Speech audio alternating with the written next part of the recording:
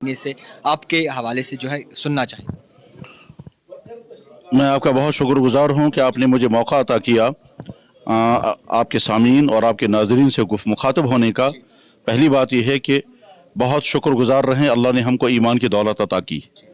उसके बाद नंबर 2, अल्लाह ने जो चीज़ें हम पर फ़र्ज़ की हैं उन फ़र्ज़ों की अदायगी में हमारी हर तरह की आफ़ियत है, हर तरह की तरक्की है।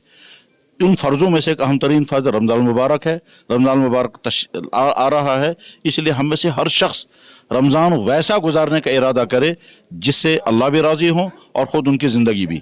इसके लिए क्या करना होगा? बहुत शौक़ और पाबंदी के साथ रोज़े रखें।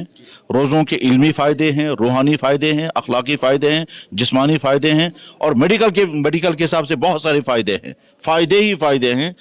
उन तमाम फ़ायदों से हम फ़ायदा उठाएंगे। तो उन तमाम फ़ायदों को हासिल करने के लिए हम जब शौक़ से रोज़ा रखेंगे तो लाजमन वो फ़ायदे होंगे। न जाने कितनी बीमारियों का इलाज रोज़ा ही है और न जाने कितनी अखलाकी ख़राबियों से बचने का इलाज रोज़ा ही है।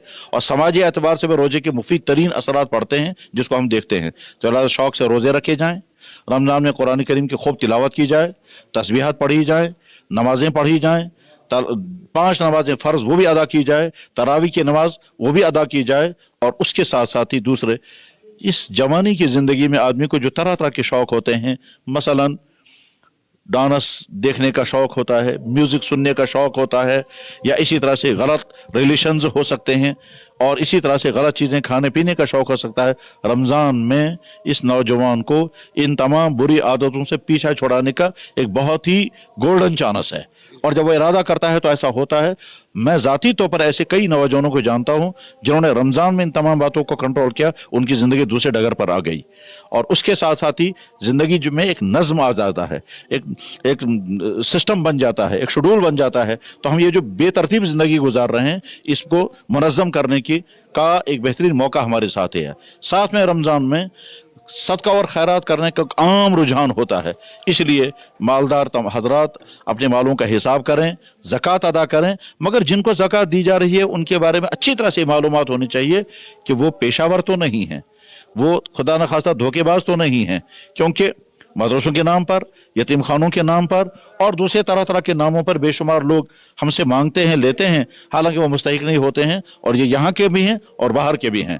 तो ज़कात शौक़ से दें मगर मुस्तहिक जगह पर ज़कात अदा करें।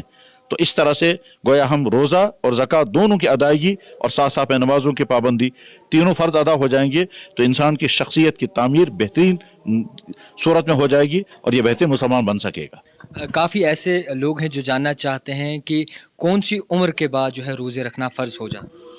पहली बात यह है कि लड़का या लड़की जब बालिग हो जाए तो रोज़ा फ़र्ज हो जाता है। लड़का बालिग होता है उस वक्त जब उस पर पहला गुस्ल फ़र्ज हो जाए, और हमारी बेटी तब बालिग होती है जब पहला उसको मंथली कोर्स स्टार्ट हो जाए, तो ये बालिग हो जाते हैं। इसके बाद फिर रोज़ा जब फ़र्ज हो गया तो यह हर मुसलमान मर्द और औरत पर फ़र्ज है। लेकिन अगर कोई मुसलमान बीमार हो या सफ़र में हो तो रोज़ा छोड़ने की इजाज़त है। इसी तरह से हमारी बेटियों, हमारी माओं में से या हमारी बहनों में से अगर कोई मेंसेज की हालत में हो तो रोज़ा माफ़, तो रोज़ा उन दिनों में नहीं रखना है।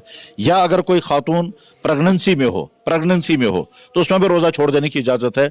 हमसे तकरीबन रोज़ाना बहुत सारे भाई अपनी बीवियों, अपनी बहनों के बारे में और कुछ ख़वातीन खुद अपने बारे में कहते हैं कि हमारा प्रेगनेंसी का वक्त है, हमें रोज़ा रखना चाहिए या नहीं। तो जवाब यह है कि अल्लाह के नबी ने आपको कंसेशन दी है, आप प्रेगनेंसी के ज़माने में रोज़ा छोड़ दें ताकि ऐसा ना हो कि आपके बच्चे को या खुद आपकी सेहत को नुकसान पहुँचे। और दूध पिलाने के ज़माने में भी रोज़ा छोड़ सकती हैं